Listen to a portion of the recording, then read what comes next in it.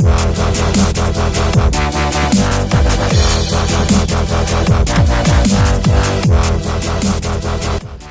back everyone to They Said We Said. This is John bringing you another weekly spoiler review for episode 5 of American Gods Season 1. This one's for The Lemon Scented You. So yes, I'm a big fat liar. Alex Scott from The Walking Dead was supposed to be joining me this week, but a couple of life things happened and he will be joining me next week. So don't worry kids, it's not just going to be this ugly face. This one's directed by Vincenzo F. Natali, best known for directing the movie Splice. Not good. And also a couple episodes of Hannibal, I believe 6 episodes of Hannibal. So again, second episode in a row that we don't have David Slade directing. This one was very competently directed, and overall not too much complaining about this episode. Not the best, not the worst, somewhere in the middle. Kind of another setup episode, but we had some much needed story progression, so let's dive into it. The episode begins with a very interesting CG history piece narrated by Mr. Ibis and kind of animated in the style of like a stop motion animation, almost like a Nightmare Before Christmas or Coraline, but not stop motion, not claymation at all, CG, but stylistically looked very interesting. Kind of took me out of it at first, but the more I watched it, it's about a 6-minute piece, the more I kind of enjoy it. The story of a society led by Atula and her people coming to America across the Bering Strait. We get some backstory. She has lost her child. There's a lot of sacrifices, a lot of pledges. This is an elementally ravaged society, you know, blistering cold, end of starvation. They all worship the god Nainanui? You know, I'm so great at pronouncing these names. But basically, it's just there to show you that not all gods are immortal, and not all gods make it. This god, this particular god, was very important to this certain people, and he or she is completely forgotten. So gods do die, and this is a bit of foreshadowing for later on in the episode. So we pick up right where we left off for the last 2 episodes, the ending of the last 2 episodes, with Laura sitting on the bed. I thought at this point this is kind of like a running joke that we just get to see this scene so much. I mean, it's important, and we do need to see the kind of culmination of this scene, so that's what we get. We have Laura sitting on the bed, Shadow walking in, and Shadow has this, you know, godlike aura around him. He's kind of like her own personal son at this point, but Laura is just kind of, she's Laura of the Flies. Sitting there with as much bug paper and fly paper as she puts up, she still is kind of covered in flies, as most dead things are. So with all the shit that Shadow has seen lately, the first thing that comes to mind is not the fact that his wife is sitting there reanimated and talking to him, but that he wants to know what happened between her and Dane Cook, aka Robbie. Much to her chagrin, she also, you know, kind of points out, just like, you know, I'm just sitting here back from the dead, and this is the first thing that you want to talk about, but after the weekend that he's had, yes, it is. She gives him the play-by-play until he's basically had enough, and it looks at this point that Shadow might be a little bit more on the forgiving side of Laura. After a dip in the hot bath to kind of poach this cold egg, she basically tells him how she's just like she was a dead fish in life, and now she's gotten a new lease in life, and a new lease in death, and she wants to live her death, this is confusing, for him. And we get a little makeout session, and like in the movie Warm Bodies, it kind of warms her dead heart, and she, you know, a big light bulb pops over her head, and she basically is like, oh, okay, so he could bring me back to life with just his aura, his presence, and you know, so she's very intrigued by this and asks if he is still employed as the puppy, which he declines. He is not on board. Leaves her to just simmer in the pot with her newfound emotion. We get the first indication that Wednesday is more Odin. This is like the most, you know, spoilers of course, but this is the most telegraphed, like, who this guy is, who Wednesday is. He's Odin. He's talking to a raven. Sweet Odin's raven, right? This raven is basically telling Wednesday that either Laura is come back into Shadow's life, or that the police are about to show up. Police do show up after a little back and forth between Wednesday and Shadow. Capture Shadow and Wednesday on a tip that they did in fact rob that bank, which they not only got a tip, they got everything. Fingerprints, evidence, background stories, license plates, you know, the exact time that Mr. Wednesday farted in the car. They have everything they need to wrap this case up in a nice pretty packet, which they take Shadow and Wednesday to the precinct and begin the interrogation scene. So now we cut back to some of the newer gods again, which this episode did finally a good job with giving us some more information on the new gods.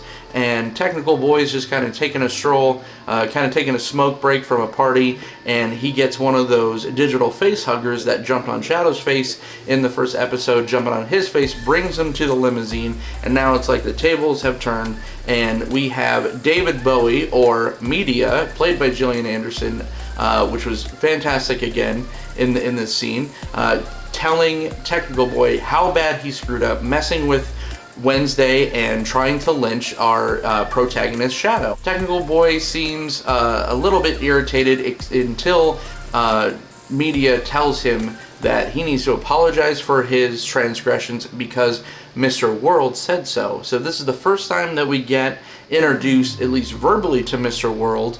More on him later, but he is basically painted as the big bad boss or the leader of the new gods. The interrogation scene is probably one of my favorite scenes, if not my favorite scene, of the entire episode, where we have this kind of smart beat cop shaking down Shadow, and Shadow's just giving her the, you know, icing her out with the lawyer speech.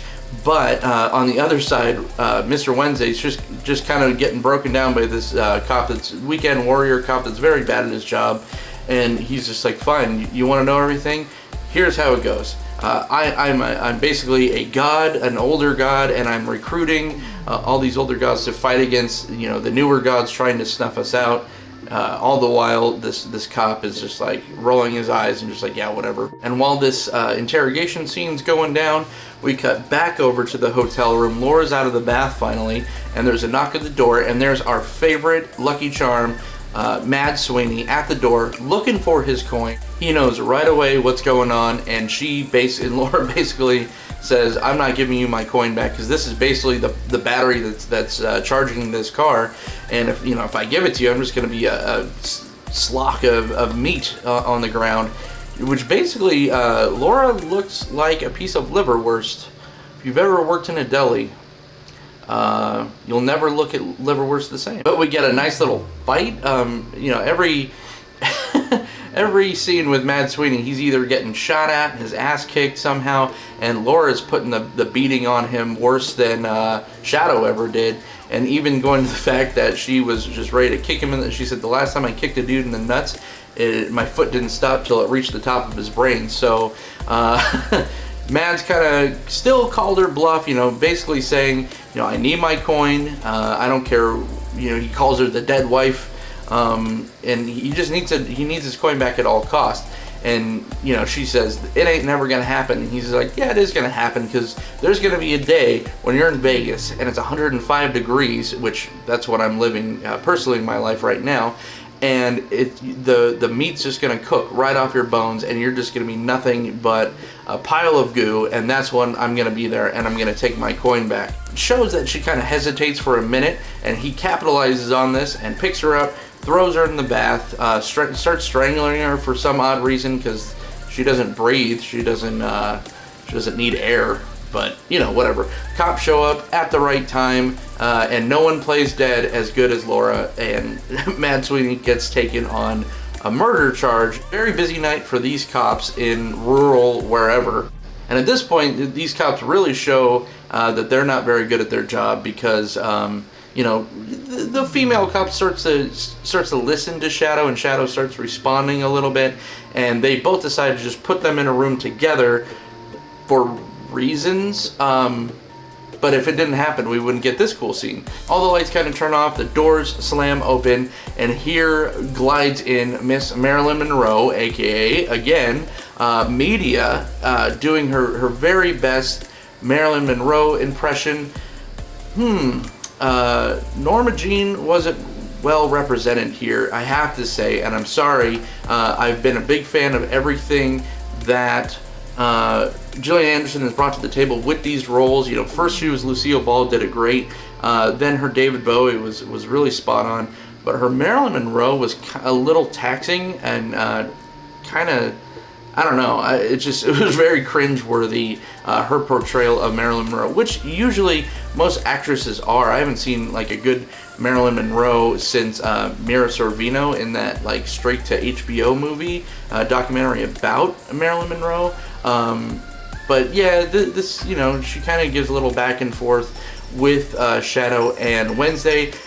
Basically, Wednesday looking for the first time very concerned, basically telling Shadow to shut up and they need to get out of there because he kind of knows who's coming in next. And he is right. We get our first introduction finally to Crispin Glover's character of Mr. World. So Mr. World, it's an interesting, he's kind of leader of the New Gods, very Crispin Glover role. If you've ever seen him in anything like Willard or something, he's a creep. I mean, he plays a creep well. He's supposed to be a creep, and he does it very well. So Mr. World seems like, you know, media's goddess of television and news and stuff like that. You kind of pick that up really easily.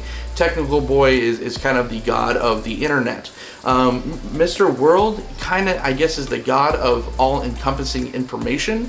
Everything thought-wise stored, you know, names or I guess masturbation faces, which he clearly and so eloquently stated and betrayed for Shadows. I guess that's what Mr. World is. He's just the all-encompassing branding, this corporate hive mind branding of the worlds. So Technical Boy also strolls in and Mr. World is very upset with him, tells him that he needs to apologize and apologize very well because he sees, at least he shows that he sees value in a god as old as Odin and this new person in Shadow, which, you know, it doesn't look like he knows too much about yet. Well, actually, it looks like he knows a lot about him, but he presents a merger. So a merger of gods or a murder of gods, basically saying that he wants Odin's memory not to disappear completely, but to kind of rebrand him and, you know, put his name on nuclear missiles bombing countries, and you know, that will feed Odin all this bloodshed, and that's kind of how Odin survives. So looks like he's making a very good sales pitch as someone that personifies a corporate branding and a corporate hive mind should do. But Wednesday is not buying into this at all. Kind of sees right through the bullshit, where Mr. World is basically saying, we're not at war with each other, at least I'm not with you, because, you know, it looks like he thinks he could snuff him out at any second. After the sales pitch, the PowerPoint, if you will, Mr. World kind of gives Wednesday and Shadow something to think about. He wants to take off, where Technical Boy is pretty pissed off about this. He wants to just snuff out Wednesday right then and there. He tells Mr. World, hey, you know, we finally have him. Let's just end this right here. This is basically the leader de resistance. But, you know, Mr. World has something in mind, and, you know, Miss Media Monroe blows a little kiss to Media Boy, knocks out the two front teeth, basically as a gift to Shadow for trying to lynch him, and they take off. Seems all kind of just like a nice business dinner, right? Very amicable. Not so much. The Shadow and Wednesday walk out, and they see that the precinct has basically turned into a giant blender. All the cops are just completely eviscerated everywhere. I guess that's the only way to get him out of prison. And I guess a giant tree is growing out of the woman cop and attacking Shadow, stabs him in the gut, and, you know, actively is attacking them until they make their escape. All the while, Mad Sweeney and his cop car kind of pull up and starts kind of watching, you know, things happening in the precinct. The cops go check it out, you know, easily. They're just kind of fodder for whatever was in there. And Sweeney kind of busts out, and it looks like he's ready to meet up with Shadow and Wednesday. And it's actually explained by Mad Sweeney during the whole back and forth with Laura, that Grimner, as he calls Wednesday, kind of paid him or you know, set up that fight, the initial get together with Shadow and Mad Sweeney, the Wednesday kind of set that whole scenario up. So a lot of stuff that Wednesday has in motion. So episode ends at the morgue. You know, they put Laura on ice because she played a nice fake out death with the police trying to set up Mad Sweeney, and you know, she busts out of the morgue. Probably kills the mortician in the process, puts on Jane Doe's clothes and takes off. So that's pretty much the episode. So a lot of strong moments in this. It's very nice, even though it was kind of with it was explained with exposition by Wednesday to the police, and with the back and forth between Laura and Mad Sweeney and Wednesday and Mr. World. We got a lot of exposition done in a very nice stylized way, just kind of explaining a little bit more about the old gods and the newer gods. And you know, at one point Wednesday is kind of telling Shadow out, you know, Chernobog and Mr. Nancy. You know, he's even cognizant about Nancy. So I can't wait to see Nancy meet back up with them also, because Orlando Bloom in this is just electric.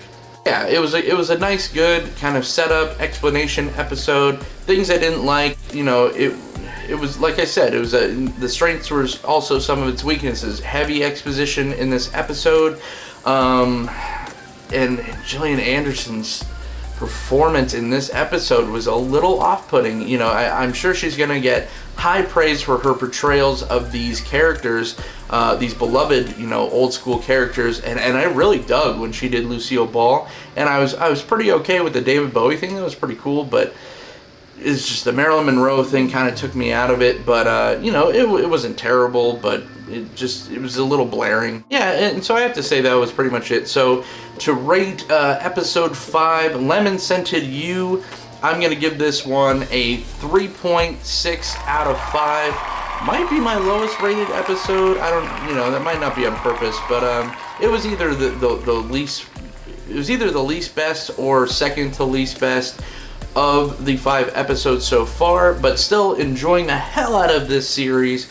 Can't wait for next week, which I promise is going to happen with Alex Scott of The Walking Bread joining me to break down episode 6, A Murder of Gods. And my name is John. You can find me at Orzovdon on Twitter. You can find me on the They Said We Said Facebook group, and you can also find me at They Said We Said on Instagram. So thanks for joining me again, guys, and I'll see you next week.